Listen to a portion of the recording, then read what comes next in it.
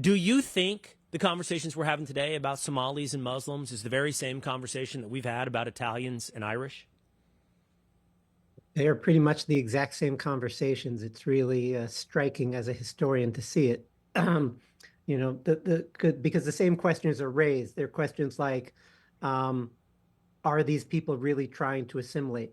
Can they really be true Americans? Do they have what it takes to succeed in the United States? Are they willing to assimilate and become part of American culture? And so the same things are asked today about the Somalis in Minnesota that we asked about the Irish 175 years ago. The fact that we've had that conversation on repeat through various immigration waves, before we dive into sort of the history of the Irish, which is what I want to do with you here today, I want to dive in deep and get granular on the history of the Irish in America. But the fact, Professor, that we've had those conversations repeatedly, in your mind, do you think that invalidates the conversation? Do you think the answer is always the same? Is the answer the same for the Irish as it is for the Somalis? So I don't think it invalidates the questions, but I think the fact that we keep asking these questions shows that the answers aren't always what we immediately think they are. Because the answer for the Irish 175 years ago that was given by most native-born Americans was no. The Irish can't possibly become good Americans.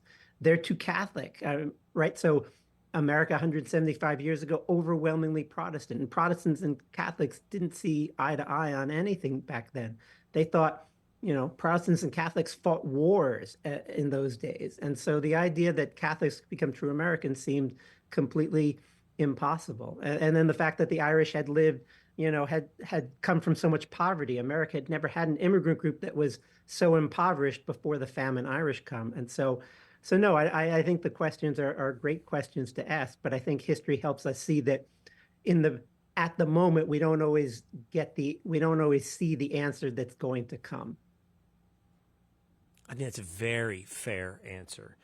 That we can't live with a short term memory. We can't live too trapped by the present. We have to be able to look at what happens over the long arc. But what we do hope happens over the long arc, Professor, is that we do hope, I think it's fair to say, that most people in America, acknowledging the existence of an American culture and having some pride in that American culture, is that we hope over the long arc of that view that these various waves assimilate into America, that buy into the idea of being American. So I'm going to ask you a question that I don't know that you will answer, but you may find a way. And that is, has that answer come back with varying degrees of success?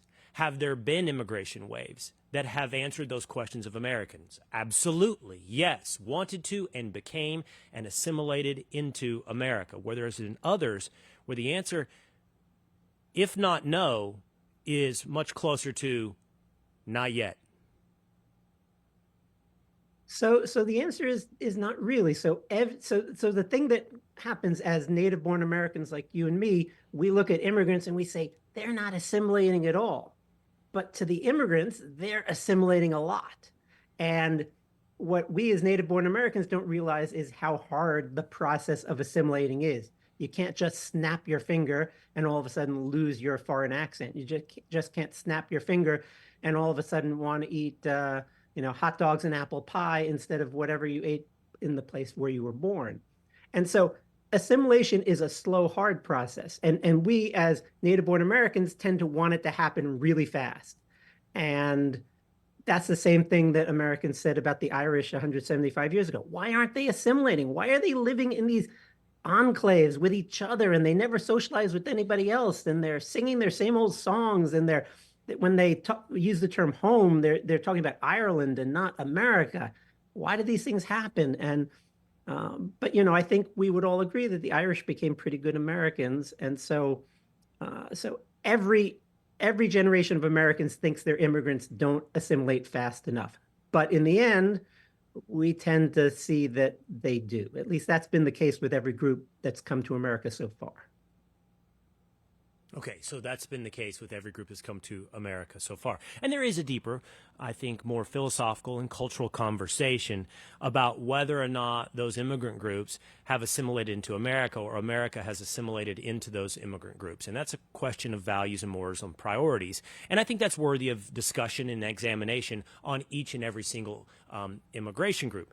But before we dive maybe into that and we can return to towards the end of our conversation. Now let's do this. Now let's talk about the Irish. And we're here with Professor Tyler Anbinder. I certainly said Arbinder a little bit earlier, but it's Professor Anbinder from George Washington University. And my apologies for the mispronunciation of your name, Professor. But okay, the Irish. Let's just start with history. When did the Irish come to America? Well, Irish were coming to America even before the United States existed. There was immigration from there before that.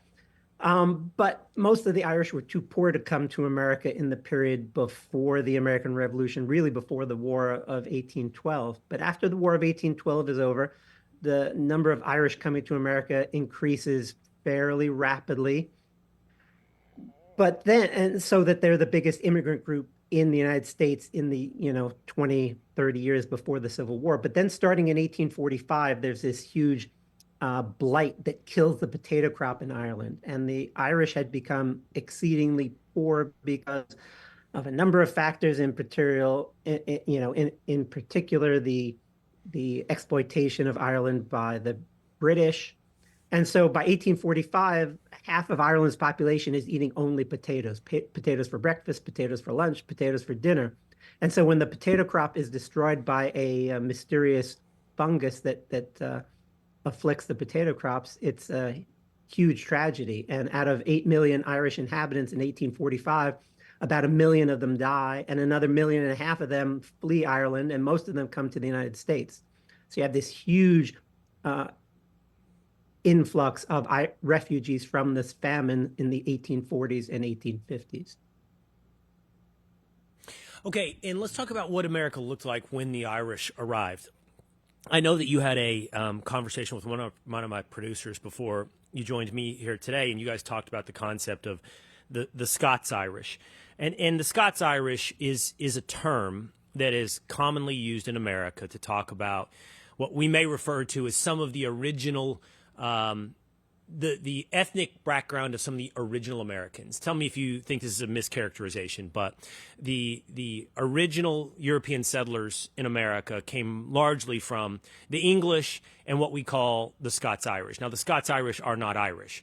They are Scots, and this is where you can correct me if I get this characterization wrong, but they are Scots who were Protestants who fled to Ulster County, Ireland, lived in Northern Ireland, later day manifested into the Troubles and the fact that still to this day, Northern Ireland is more Protestant while Ireland is more Catholic. But those Scots-Irish, whether or not we call them just Scots or Scots-Irish, are the immigrant wave that largely, instead of coming through Ellis Island, like many other immigration waves, came through places like Virginia and settled the South and pushed into the interior of Kentucky and ultimately into places like Texas. So is it fair to say that when the Irish arrived, what they met was an existing American ethnic base of English and Scots-Irish? Well, it kind of depended where you went. So the Eastern Seaboard would have been more multi-ethnic, and the interior, like you're describing, would have been less so. But no, the only thing I would add, your characterization is definitely accurate as far as it goes. What I would add is, though, that by the time that you're pushing into the interior places that you're talking about, there are already lots of immigrants from Scotland and lots of immigrants from Ireland as part of that push into the interior, places like Kentucky and Tennessee and Western Pennsylvania and so forth. So yeah, and then the term Scots-Irish, historians tend not to use that much these days because the Irish tend not to use it. That's a term that really is developed in America, and in particular, it becomes used a lot in the 19th century because the Protestants from Ireland want to distinguish themselves from the Catholics from Ireland who were so reviled by so many Protestant Americans. And so they're like, well, I'm not Irish, I'm Scots-Irish. And that's a term Americans will use to say, I'm not one of those Catholics. Don't lump me in with them.